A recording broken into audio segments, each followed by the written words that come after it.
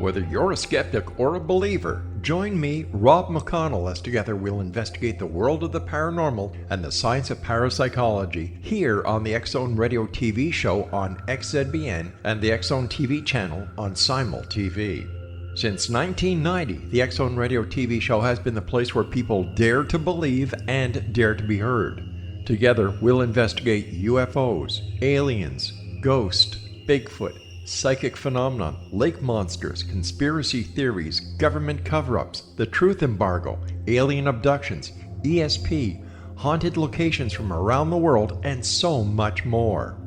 With over 28 years of broadcasting and more than 4,500 individual guests, the X-Zone is truly a place where fact is fiction and fiction is reality, as evidenced by the credibility, integrity, and professionalism of the guests that we bring to our international audience. If you have seen a UFO, had a close encounter, seen a ghost, Bigfoot, lake monster, or a story that you would like to share or have investigated, contact me, Rob McConnell, by sending me your email to xzone@xzoneradiotv.com, or you can call toll-free 1-800-610-7035, extension 143, and on Skype, X-Zone Radio TV. For more information on the X-Zone Radio TV show with yours truly, Rob McConnell, visit www.xzoneradiotv.com or www.xzonetvchannel.com or simultv.com and xzbn.net. Until next we meet here in the X-Zone from our broadcast center and studios in Hamilton, Ontario, Canada, always remember, X-Zone Nation, keep your eyes to the sky and your heart in the light.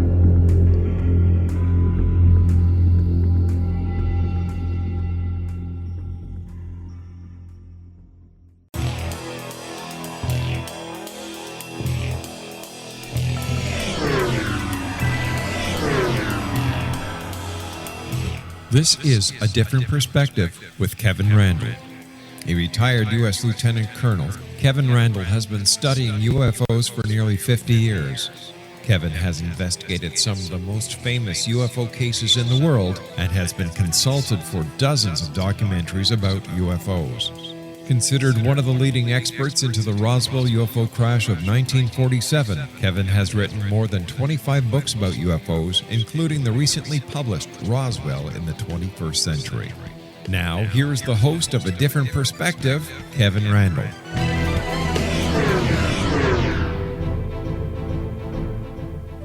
And welcome to this edition of A Different Perspective. I am Kevin Randle, and I'm thinking we might have to change the introduction because, and I hate to say this, I've been doing this more than 50 years now. If you go back to my youth, and we certainly could if we wanted to, I thought I should tell you all that Plan E is now in effect. That is because Plan A, Plan B, Plan C, Plan D, Plan F all failed, and I'm on Plan E, which means I'm going to be talking for the entire hour here. I thought what I'd do is break it down into 4 different segments. Segment 1 being why I'm beginning to dislike the UFO field. I'm going to talk a little bit about Project Mogul. I'm going to talk about the Blue Book analysis. And I'll wrap up with the best of Project Blue Book. So we have the negative at the beginning and the positive at the ending, which is probably a good way to do this.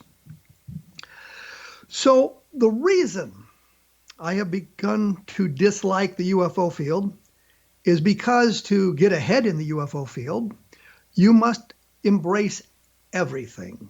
Cattle mutilations, crop circles, alien abduction, crash retrievals, MJ-12, and every other subset you can think of. There's no room for criticism. If you criticize any of these things, you're immediately labeled a debunker or an agent of the government. I don't know how many times I've been labeled an agent of the government. I was even once accused of working with Hector Quintanilla at Project Blue Book. Never mind that Blue Book closed while I was still on active duty with the Army, and I had nothing to do with Project Blue Book whatsoever, being in the Army. But that's the way it goes. I've been accused of being a CIA agent, and I confess I did work with the CIA when I was in Iraq, but that was only because their compound was located with ours, and there was intelligence suggesting some kind of an attack on our area. And I had 600 soldiers at my disposal, and the CIA had like 5 guys. So I was tasked with just making sure that the perimeter was adequately defended, and we had no problems whatsoever. But I mean, so I can say legitimately I worked with the CIA, but it's not a really big deal. But what really gets my goat are things like cattle mutilations. I think it was like 20 years ago, a guy named Tom McAdam said there had been 10,000 cattle mutilations. And it's a figure that when we pinned him down on that, it was a figure that he had extrapolated from other reports and over the several years, and he just figured 10,000. And the really funny thing is, if today you check out the stuff, they'll say 10,000 cattle have been mutilated. Many of them at Burger King, I suppose. But the point is, it just never changes. And I looked into a lot of these cattle mutilations. In fact, back in the mid-1970s, oh my Lord, 1970s, Jim Lorenzen of APRO called me and said there was some stuff about cattle mutilations going on in Minnesota. Wanted to know if I'd look into it. I said, sure. So with a friend, Bob Cornett, who I've mentioned before, he and I went up to Minneapolis to take a look at the cattle mutilation situation. And while we were there, we were able to solve every one of them. It had nothing to do with aliens or anything else. It had to do with misinterpretations of, I guess, natural phenomena, misinterpretations of the environment. One person was talking about seeing all these circles melted in the snow and thought these were landing sites for UFOs. And we went out and talked to the farmer. No, he had silage bins erected in those areas, and they had moved them. And what was happening is that the debris left behind when they moved the silage was decaying and giving off heat, so it was melting the snow in the perfect circles. Another one was holes in the ice of a lake, and they thought that was from the UFO landing gear touching down. Farmer had chopped the holes in the ice to get the water for his cattle. So the whole thing blew up is the point here, that we didn't find any cows being mutilated by UFOs. And when you think about it, it makes no real sense. What would be the purpose? Are they gathering genetic material for some reason? And wouldn't they just have to like gather one to get all the genetic material they needed? So it just didn't make good sense to us. And when we looked into it in depth, we found answers for that. One of the people questioned me and said, how do you explain the lack of copper in the blood of some of the mutilated animals? And I'm thinking, that's a good question. But the internet came through and rescued me from that. I looked up copper deficiencies in cattle on the internet and came up with all kinds of articles about it and learned that that's not uncommon. That a cow who's just given birth, for example, has a copper deficiency. It depends on the range where they are, and sometimes copper supplements have to be put in their diet. So a copper deficiency in the blood is no big deal. It may sound interesting, but it's really not all that great. Alien abduction, same sort of thing. When we looked into it, and when I say we, Russ Estes, Bill Cohn, and I looked into it in depth, we found terrestrial explanations for all of it. And I now hesitate to say it. One of the things that we noticed in our sample of 316 abductees, and I mentioned the number because many of the case studies based on 5 or 10 different abductees, we had 316 in our sample. We found out a disproportionate number of homosexuals. Nothing pejorative about it, but homosexuality isn't something that is readily observable. And so you wonder, why would there be a disproportionate number of homosexuals? And it gave rise to a number of other questions. Mark Rodiger at the Center for UFO Studies said he'd found a disproportionate number of left-handed people. His sample size was relatively small, so it really wasn't that significant. But it got me to thinking, are there other things? What about blood types? What about college education? What about social economic backgrounds? Do these all figure into it? And as far as I know, we made these comments more than 20 years ago, published a book, The Abduction Enigma, more than 20 years ago, and laid this out and suggested that maybe alien abduction should move beyond case study, which is how it's been done forever, to the next level to see if we could do something about it. And that hasn't been done. We're doing the same thing today we did 25 years ago. The abductee comes in, you put them under hypnotic regression, they tell you a great story, and then you publish your results and everybody goes away happy. I don't really have much to say about MJ-12 because, frankly, I think most of the people in the UFO field realize it's a hoax. It's just a question of who did it. Some people believe it was disinformation by the government. I don't think so. I think we know who did it. And I think we know why they did it. The best evidence suggests that Bill Moore and Richard Doty had a hand in that.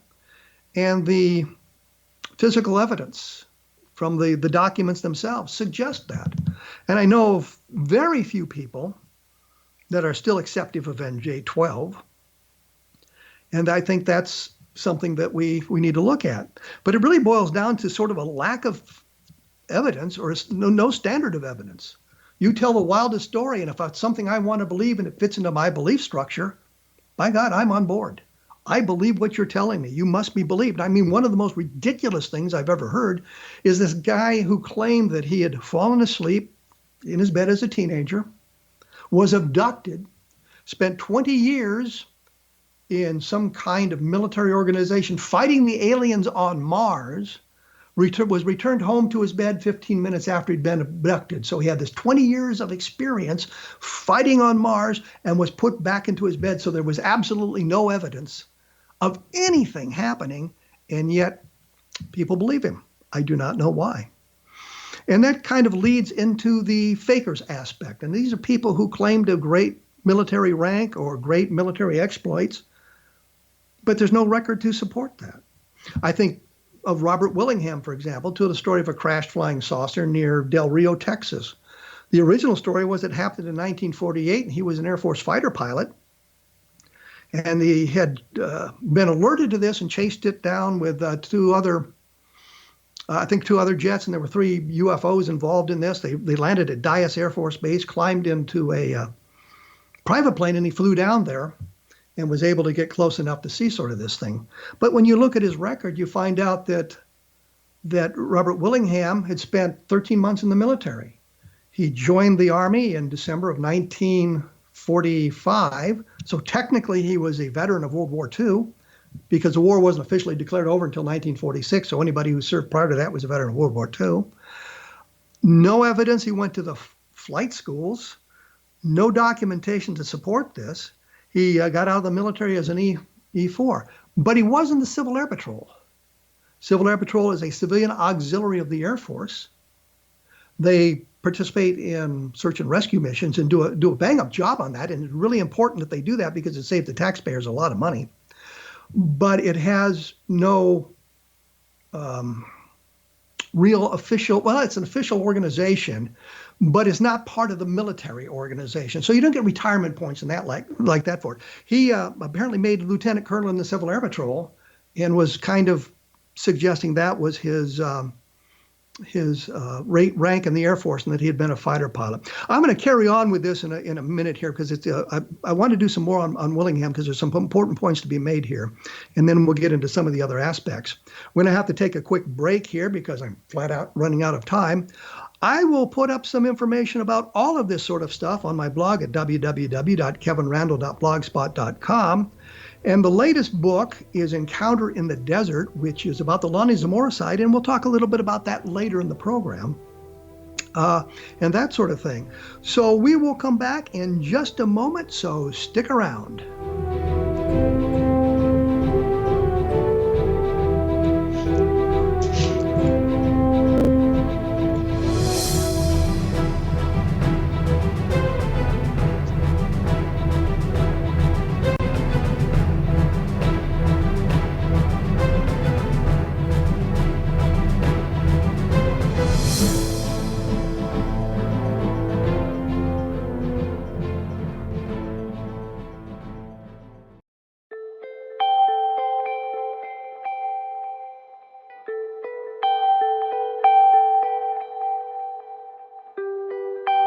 It's hard to listen to the news without realizing we're living in volatile, unprecedented times. Yet never has there been such an opportunity to transform the human condition.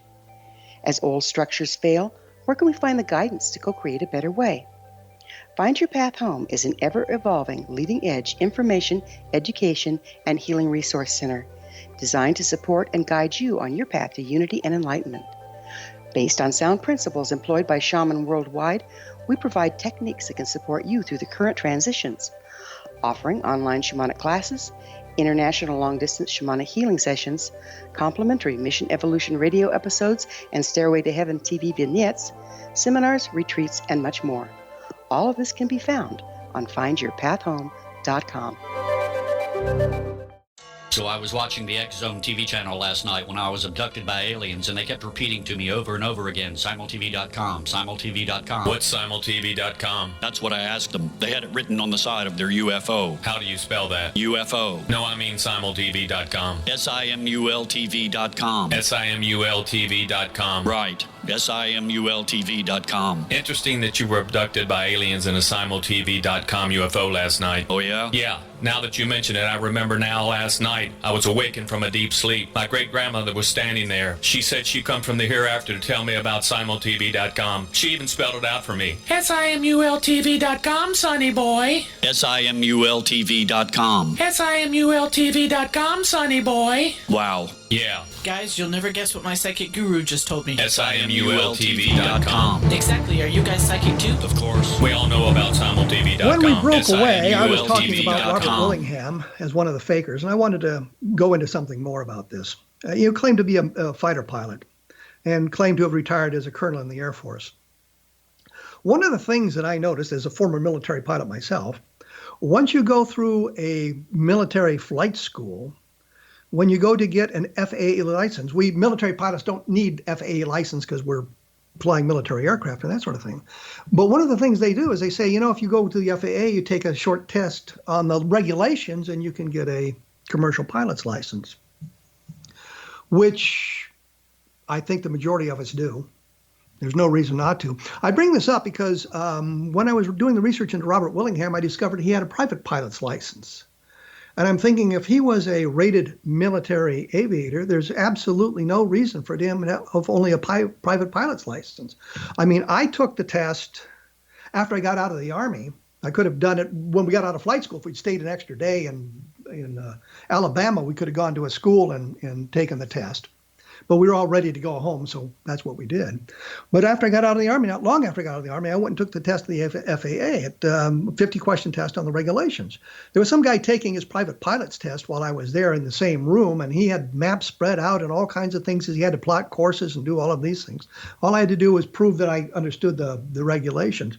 Willingham had a private pilot's license, which to me suggested he had not been a military pilot. Other things, of course, broke down when we looked at his background and documentation he presented turned out to be fraudulent. So we have to deal with a lot of that in the world of UFOs, people who inflate their military credentials or invent their military credentials. I think it was Bill English claimed to have been a special forces captain and gave Don Schmidt and me some information about a nun, Catholic nun, who had observed the crash at Roswell of the object in the sky. And it turned out that Bill English had not been a special forces captain. He'd been a low-ranking enlisted man in the Army and had not been special forces qualified. And so we run into that all the time. And one of the things we need to do is look at the backgrounds. I have been surprised that I have not been challenged by my claims of military background, except for one time. And it was right after the book UFO Casebook came out. And it said on it, U.S. Air Force retired. And I wasn't retired.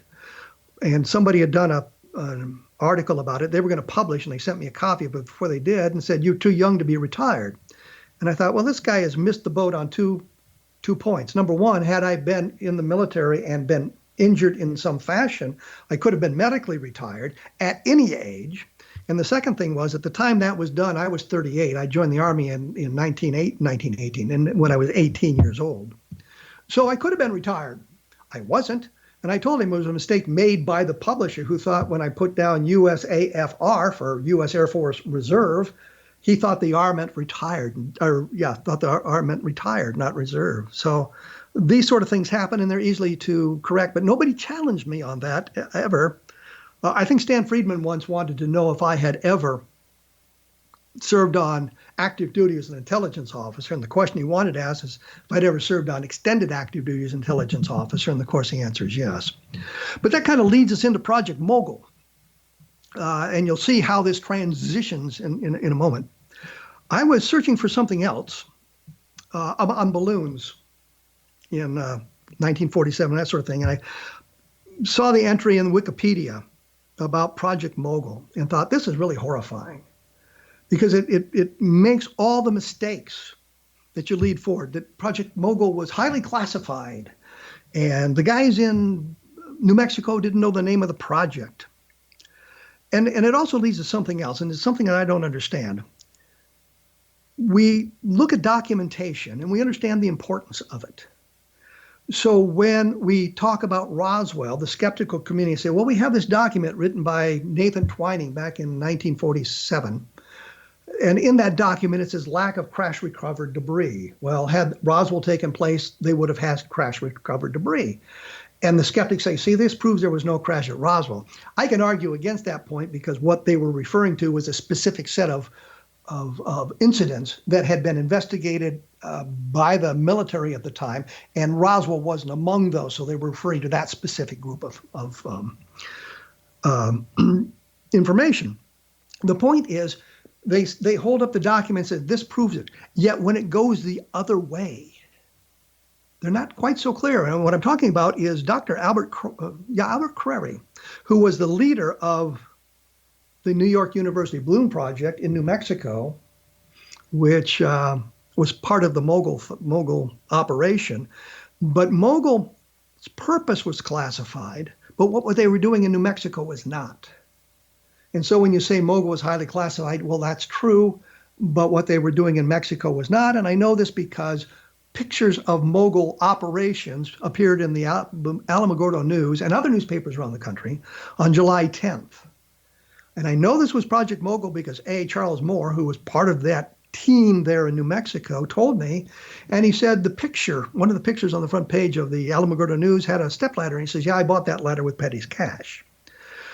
So we have that information. So we know what's going on in New Mexico. We know what Mogul really is.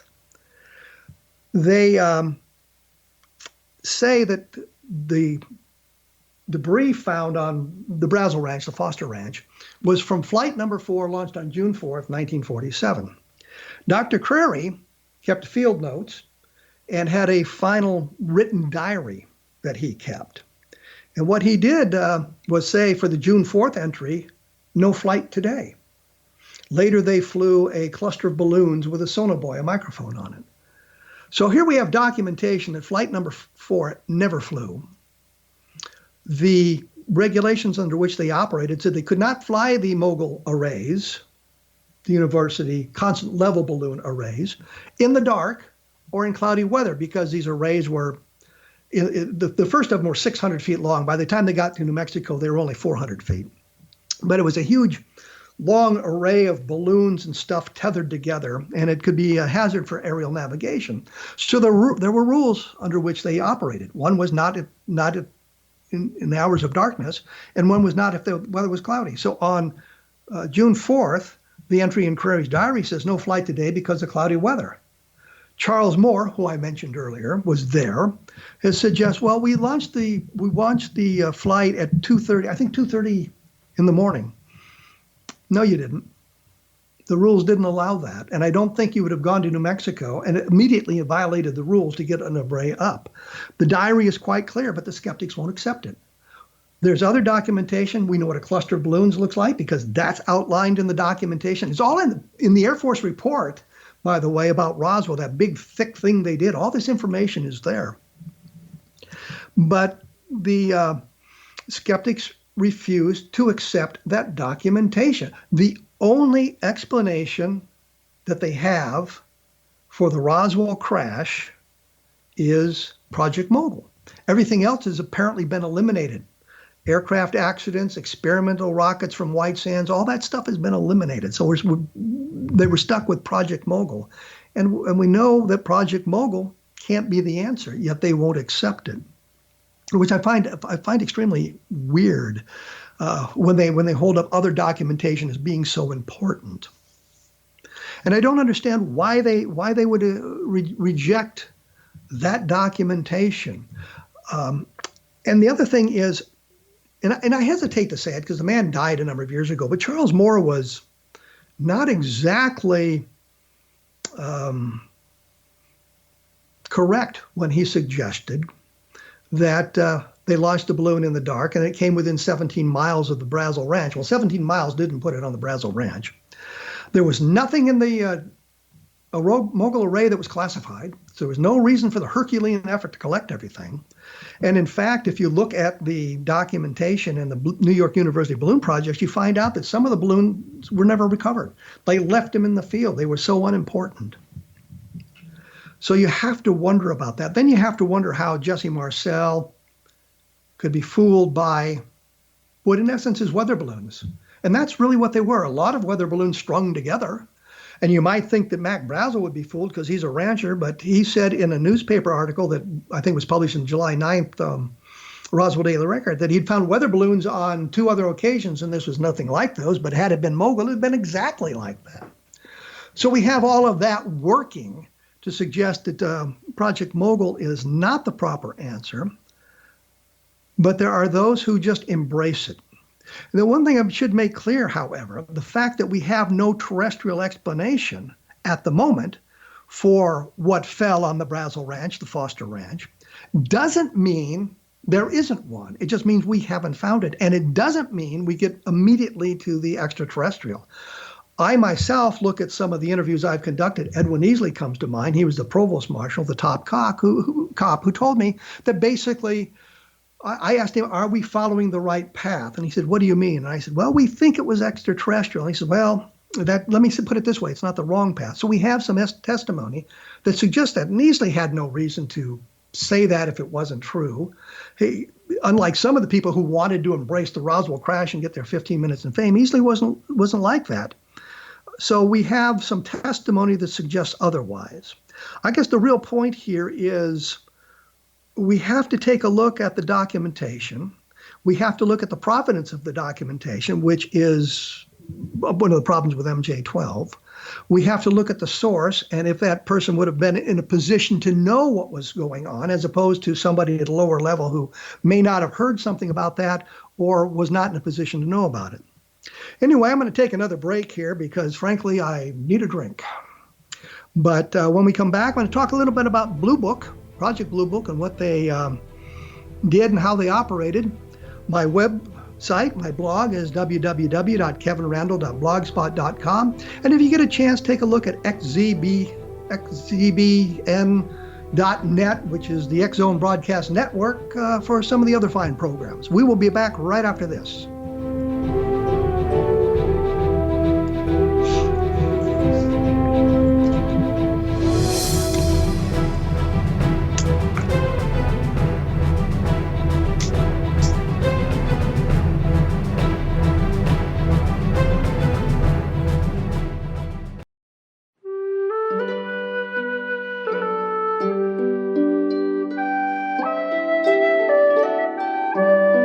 Path Home Shamanic Art School proudly presents the Gathering of Shaman 2019 Fall Retreat, Manifestation Samhain. Join me, certified shamanic instructor Gwilda Wiyaka, in the magnificent Colorado Mountains this November 2nd and 3rd for a life-changing event. Participate in unique teachings and ceremonies that'll put the power and magic of shamanic manifestation into your hands. Sit in circle with like-minded individuals, sharing group energy and the power it generates. Classes will be held in a facility next to the beautiful, majestic Arkansas River, further empowering the experience. Space is limited, so reserve your spot today. For more information, visit findyourpathhome.com or email touchin@findyourpathhome.com.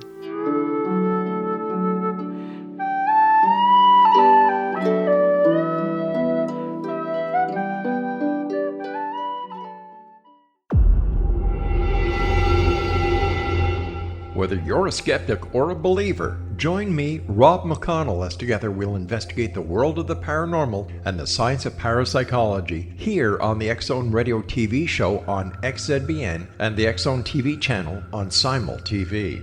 Since 1990, the X Zone Radio TV show has been the place where people dare to believe and dare to be heard. Together, we'll investigate UFOs, aliens, ghosts, Bigfoot, psychic phenomenon, lake monsters, conspiracy theories, government cover-ups, the truth embargo, alien abductions, ESP, haunted locations from around the world, and so much more. With over 28 years of broadcasting and more than 4,500 individual guests, the X Zone is truly a place where fact is fiction and fiction is reality, as evidenced by the credibility, integrity, and professionalism of the guests that we bring to our international audience. If you have seen a UFO, had a close encounter, seen a ghost, Bigfoot, lake monster, or a story that you would like to share or have investigated, contact me, Rob McConnell, by sending me your email to xzone@xzoneradiotv.com, or you can call toll-free 1-800-610-7035, extension 143, and on Skype, X-Zone Radio TV. For more information on the X-Zone Radio TV show with yours truly, Rob McConnell, visit www.xzoneradiotv.com or www.xzonetvchannel.com or simultv.com and xzbn.net. Until next we meet here in the X-Zone from our broadcast center and studios in Hamilton, Ontario, Canada, always remember, X-Zone Nation, keep your eyes to the sky and your heart in the light.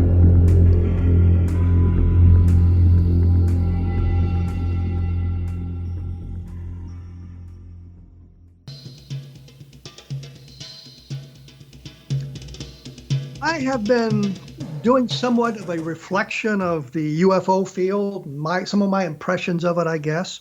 Strangely enough, I'm on time, I'm on schedule.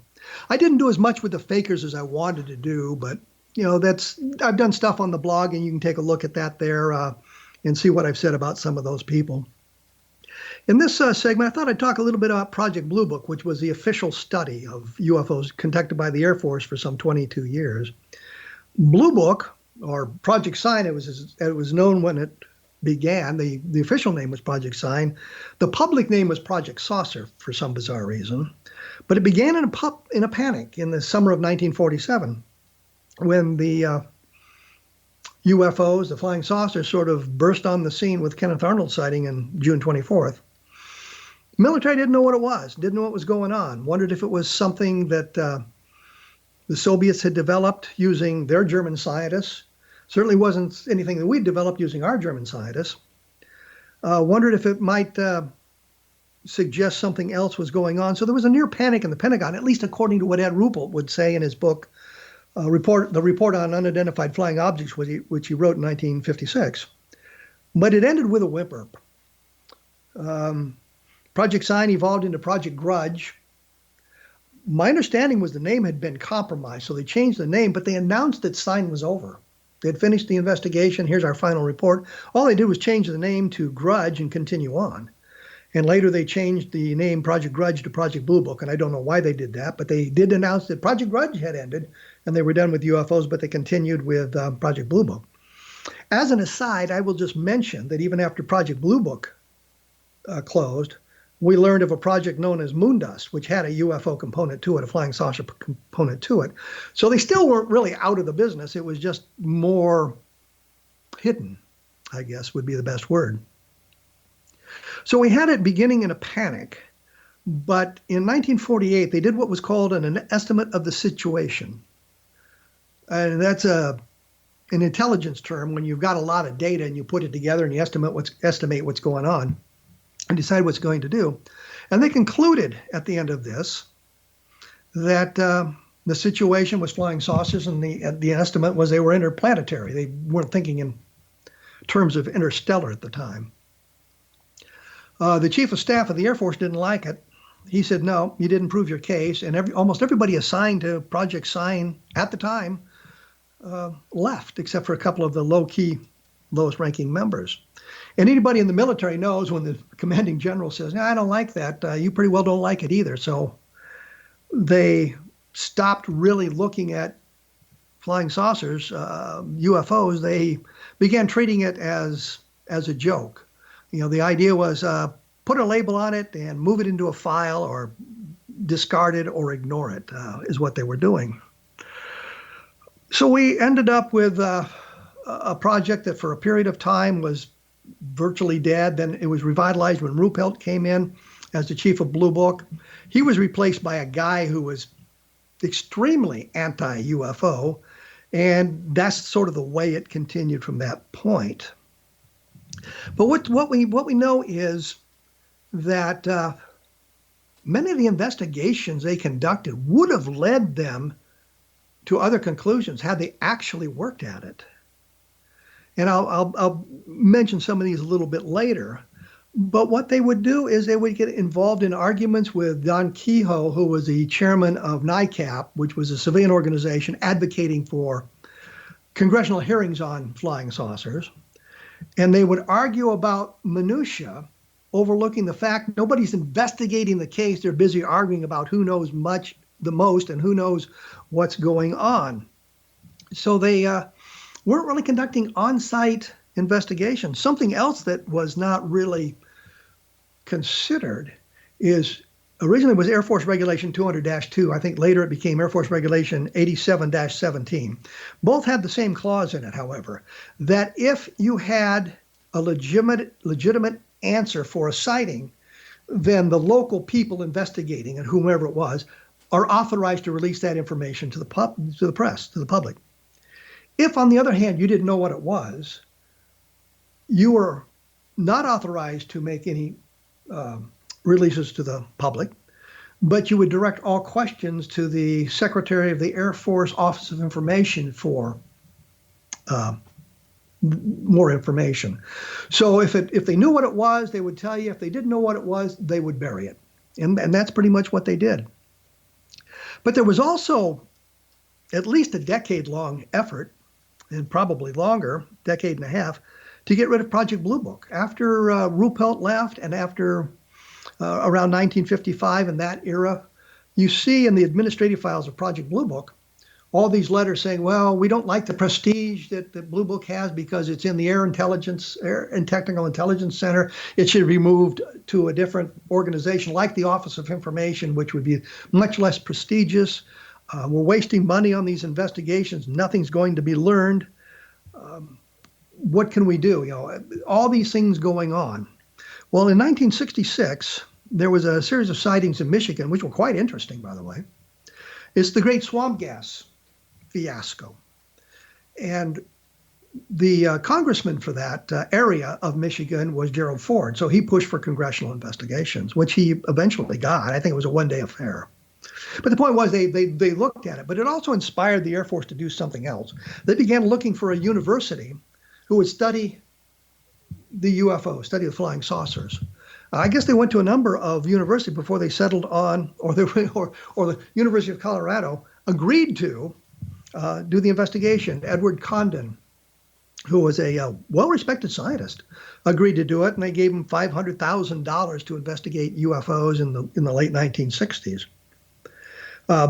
It's been known now as the Condon Committee, as opposed to the scientific study of UFOs. But the problem is there was a letter sent by a fellow named Robert Hippler. He was a lieutenant colonel in one of the science offices of the Air Force. And he wrote them and said, here's what we'd like you to do. We'd like you to look at some of this information. We'd like you to determine that the Air Force has done a good job of investigating. We'd like you to determine that there is no threat to national security, because that really is the mission of the Air Force, to protect national security. And we'd like you to recommend that we end the UFO investigation. Condon Committee wrote back and said, yeah, we can do that. And there you go. It was set up from the very beginning. We still hear about the Condon Committee even after all these years, but it was a setup. It was designed specifically to end the investigation, at least publicly, so people would think that the scientific community, along with the Air Force, had gotten together and studied this thing seriously and determined there was nothing to be done. My favorite case from that study was one that took place near Newfoundland, Greenland. And they determined that it was a natural phenomenon so rare, it had never been seen before or since. I'm thinking, well, you've just described an alien visitation, if you want. But even if it was a natural phenomena, that suggests there's something of scientific value that can be learned by studying these things. And if you look at the totality of the UFO field, there are lots of things that you could learn by studying it, depending on how you design your study. Doesn't necessarily have to deal with the extraterrestrial. Might have to do with human psychology, human physiology, human perceptions. All these things come into play. And yet they determined there was nothing of value that could be learned. And so they said that was their conclusion at the end of the investigation, what the Air Force wanted. One of the interesting things, Condon was in Corning, New York, He was talking to a group of scientists there. And he said to them, and it's reported in the newspapers from the time, you can find it online. And by the way, the Hitler letter and all this stuff is on my blog as well. Type Hitler letter or Hitler in there and you can get to it easily. He told the scientists in Corning, he says, I'm ready to write the conclusions now and conclude there's really nothing to this, but I'm not supposed to find that out for another 18 months. Now, I understand when you do scientific research, because I've done some myself, that sometimes you have preconceived notions, and oftentimes that's why you set up a double-blind experiment. So the person conducting this experiment doesn't know what you're looking for, so he can't or she can't influence the direction these things go. But this was nothing like this. This was the scientists. They knew what they were supposed to do, and they went out and did it.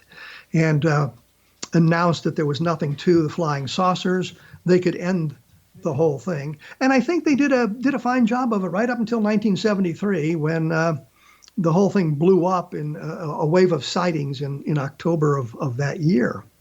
But the point is, there are many, many good cases in the Project Blue Book files that if you looked at them in depth, you find that the investigation was little more than a telephone call to somebody or an acceptance of Philip Klass's ridiculous ionization of the atmosphere theory that he put out in the mid-1960s.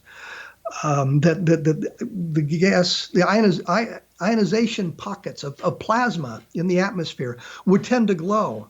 And that was what people were seeing. And he was roundly criticized immediately by atmospheric scientists and physicists as, no, that's not what happens and that doesn't work. And if it was, we'd have lots more sightings all around. But the point simply is the Air Force didn't do a good job from the early 1950s, from 1953 on to the very end of really looking at these cases. And you go in and you study the cases carefully. You can see where the mistakes were made. You can see what was going wrong. And in the next segment, I'm going to talk about some of those cases because they're important cases. And had they been investigated properly at the time, we might all be having a different conversation now about UFOs and flying saucers. We might be willing to embrace the idea that they're extraterrestrial as opposed to still arguing about that possibility and people saying no. Once again, I'll have more about this at my blog at www.kevinrandle.blogspot.com. And some of my books will deal with the UFO sightings that I'm going to talk about in the very next segment. So we're going to take a quick break and we will be back right after this.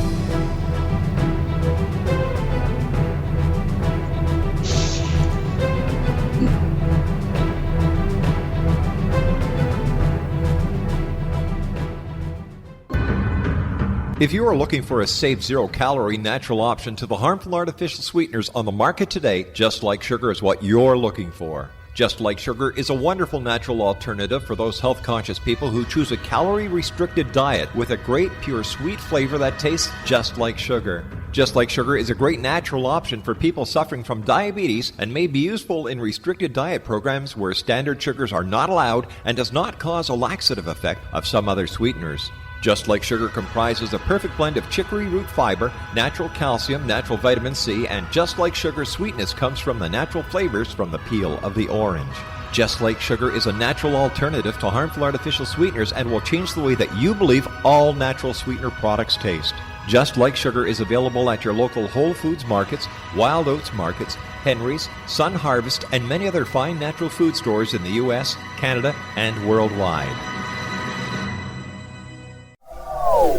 They are here, and they've been here for thousands of years, making their presence known in the shadows. They might be seen by a lonely motorist on a deserted road late at night, or by a frightened and confused husband in the bedroom he is sharing with his wife. But who are they? What do they want? Why are they here? Perhaps most concerning, has the government been aware of their presence all along? The new book by Ellie Marzulli, UFO Disclosure, The 70-Year Cover-Up Exposed, delves into the world of UFOs. Can full disclosure be soon? Order now and receive a free hour and 37-minute DVD on the UFO phenomenon. UFOs are real. Get both the book and the DVD, a $40 value, for only $19.99. To order your book and DVD today, go to lamarzulli.net. That's LAMARZULLI.net. You have heard of the X Zone? Now watch it on Simul TV, plus 500 video games, live TV channels, free video on demand, worldwide, and more. Does this sound like tomorrow's television? Well, it is, but you can have it today, right now. It is Simul TV. Simul TV offers what the others only wish they could provide. 15 exclusive channels like X Zone, sci-fi, and horror. We are worldwide. No other provider offers that. 500 built-in video games. No need to have an extra expensive system. We have them included. Free video on demand. Live streaming events from around the world. Interactive online network, and much more. Tomorrow's TV today. Simul TV. Sound too good to be true? Well, it's not. You can have Simul TV today. Sign up at simultv.com. Do it today.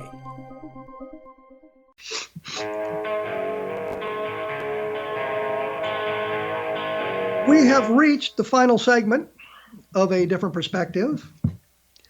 I thought in this last one I would talk about the best of Blue Book. Now remember, these are not necessarily cases that Blue Book decided were unidentified and suggestive of anything other than a natural phenomenon, but they're cases when you look at them in depth, they suggest something much, much more than what Blue Book did with them. First of all, I think I'll talk about the Lubbock Lights. This was a case that took place in 1951, series of lights seen over the town of Lubbock, Texas, first spotted by four, I would say university professors, but at the time it was Texas Tech College. It later became Texas Tech University. Saw these lights go overhead, didn't know what they were, and talked about it, and said, well, if they come back, here's what we should do. So they made a series of observations when the lights flew over again, called the newspaper, alerted them to it. It was published in the newspaper, and from that point there were a number of sightings. Now, one of the things that happened is a fellow outside the city limits of Lubbock saw the lights a couple of times, and he was puzzled by them as well until one came down near his house, and he heard it make a noise and discovered it was light reflecting off the white breasts of the plover, which is a bird indigenous to that area. Now, toward the end of August, a guy named Carl Hart Jr. took pictures, had 5 pictures of the lights as they flew over his house. I've actually been to the location where his house was, and I mention that only because it's now a Pizza Hut. I don't know why that's important. But he took 5 pictures. Only 4 of them exist in today's world. We don't know what happened to the 5th. Showed the lights in a V-shaped formation, more or less a V-shaped formation flying together.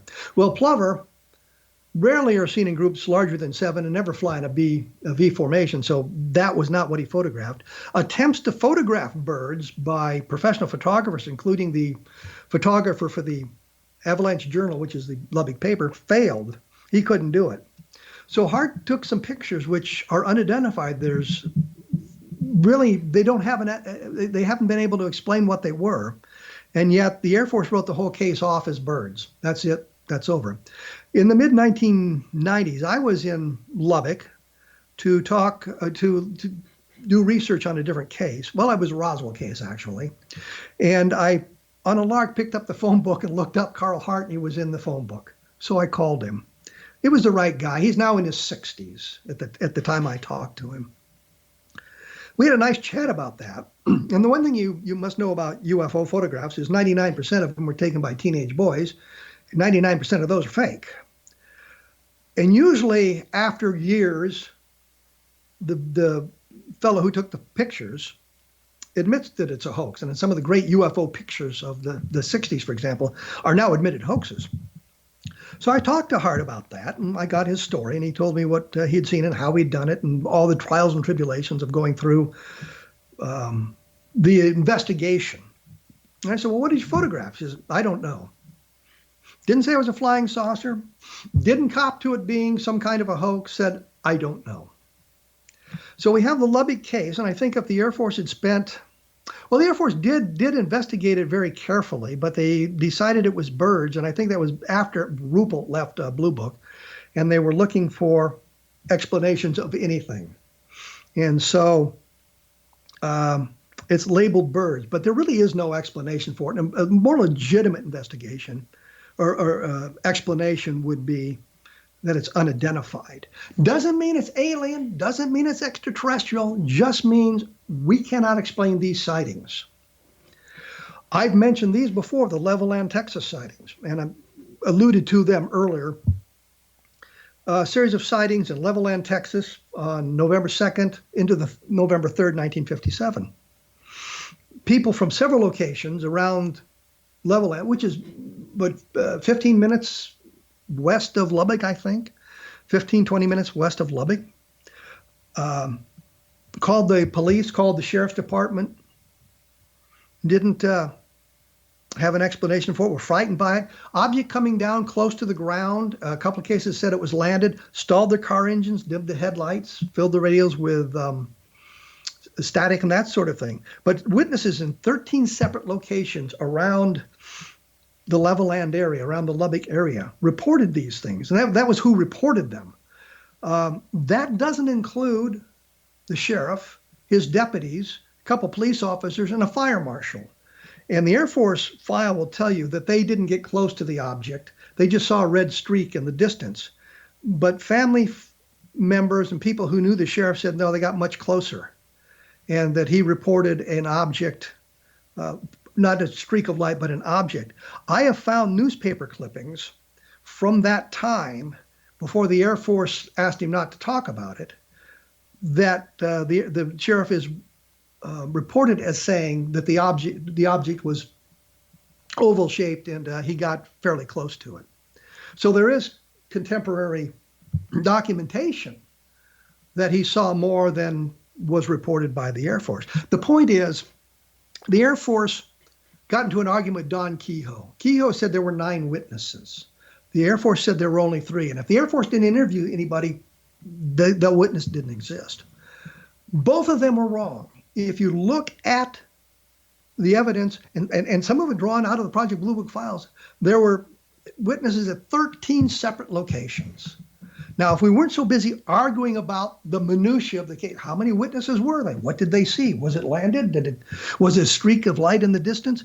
If they had actually gone out and investigated it, they would have gathered some interesting information. Now, years later, and I admit this is really kind of tenuous, but years later, Don Burleson was investigating this case, because Levelland's not all that far from Roswell, by the way. And he talked to the sheriff's daughter and said that they had found a landing trace, a burned area on one of the ranches just a little bit north of Levelland. Now think what would happen if A, that's true, and it's secondhand testimony and it's gathered 50 years later, so you can take that with a grain of salt. But think what would have happened if you had all this evidence of the UFO interacting with the environment, law enforcement involved, and a landing trace. Think of what you might have been able to make out of that, and that changes the direction of the investigation, and that changes the direction of the research. So that was a good case that was in the Air Force files, but they wrote it off as ball lightning. In 1957, physicists were arguing about the reality of ball lightning, and yet the Air Force is using it as an explanation. The other thing is, ball lightning is very, very rare. Rarely is it any larger than 18 inches in diameter, and it's very short-lived. And in a couple of the cases, the object was on the ground. Ball lightning, of course, can roll along the ground. On the ground, close to the witness, and they estimated the size literally 50, 60, 100 feet, not inches. And ball lightning does not persist for 5 minutes, as one of the witnesses said. So their explanation was bogus. It should have been labeled unidentified. Take the Socorro case from New Mexico in April of 1964. Now, that was the subject of my book, Encounter in the Desert, which began because of this radio program. I had Ben Moss and Tony Angiola on there, and they made a statement on the program that 3 witnesses had called the police station prior to Lonnie Zamora seeing the craft and the alien creatures. And I asked him a number of times during the show, did you check the police logs? Did you check the police logs? And they never gave me an answer for that. So I got to looking into it, and I discovered that no, it's not in the police logs, but Richard Holder, who was an Army captain, and he was assigned to the White Sands Missile Range, and he lived in Socorro. On the night of the event, he wrote a quick report that he transmitted to the Pentagon, and the transcript is in the Project Blue Book file. And he said in that 3 people had called the police station prior to Zamora reporting that he had seen anything prior to it. So we have documentation from that time, yet that was never followed up on. Nobody went out to try to find these people. Socorro was a small town, much smaller than it is today. You knew the path of the object based on what Zamora said. You could have found the witnesses, and that would have made the case much stronger. So the Air Force, to their credit, labeled the case unidentified. But there's a lot of controversy surrounding it, the symbol on the craft, for example, and the military telling Zamora not to talk about it. Well, they actually, I think Holder suggested he not mention the symbol so that if other people reported the object, he could talk about, they could eliminate them by the symbol. And the FBI agent, Arthur Burns, suggested they not mention the little men because that would hold him up to ridicule. So it was another fine case. One of the very few in the Project Blue Book files labeled unidentified where the people saw an object or saw occupants associated with the sighting. I had one other I was going to talk about, the Portage County chase, which was the beginning of Close Encounters of the Third Kind, the police officers chasing the objects across Ohio and Pennsylvania, but I'm out of time. I can't get to it, which is too bad, because that's a very good case and a very interesting case.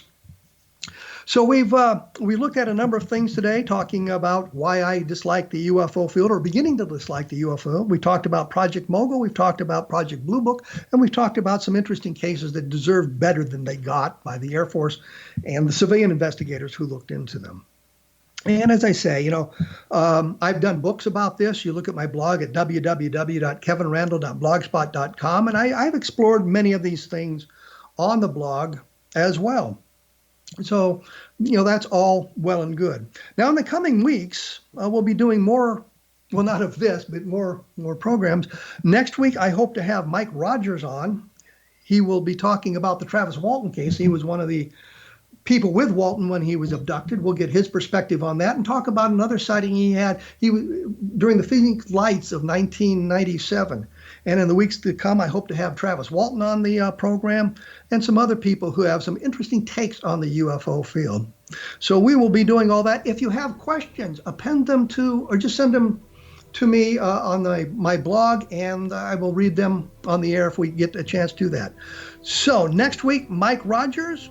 It's been nice chatting with you, and I'll be back in 167 hours with another edition of A Different Perspective.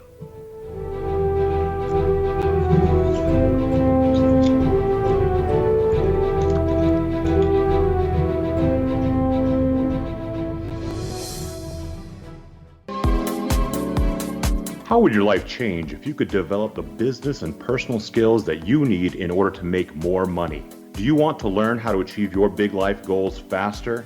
Then go to findhiddenmoney.com and get the Goal for It online course. The course teaches you how you can set and achieve your biggest goals while completely overcoming the roadblocks to your goals so that you can realize your dreams and imagine more success. Go to findhiddenmoney.com. Memorable dynamic presentations are a not-so-secret weapon in the business world. Do you have a powerful message that must be shared, but you haven't found a way to deliver that message? Do you want to be known as a top public speaker who gets amazing results? Are you ready to create and deliver your powerful message? Thomas Hides can help you create and deliver your speech to get the results you desire. Visit iconquality.com. Did you expect your business to flourish, but instead it plateaued or didn't get off the ground yet? Would you like to achieve massive goals and discover new sources of income within your business? When you're ready to experience that type of success with fast results, Cindy Hendricks is the business coach for you. Her work with entrepreneurs and business owners has been life-changing. To get you and your business where you want to be, go to ImagineMoreSuccess.com. Has the fear of public speaking stalled your business or personal life? What would you give to develop and maintain supreme confidence? Have an invaluable private program to always perform at your best. Imagine how you would feel. You can have all that and so much more today with Thomas Hyde's life-changing course called Number One Fear Unleashed. Visit numberonefear.com and be liberated from your fear of public speaking.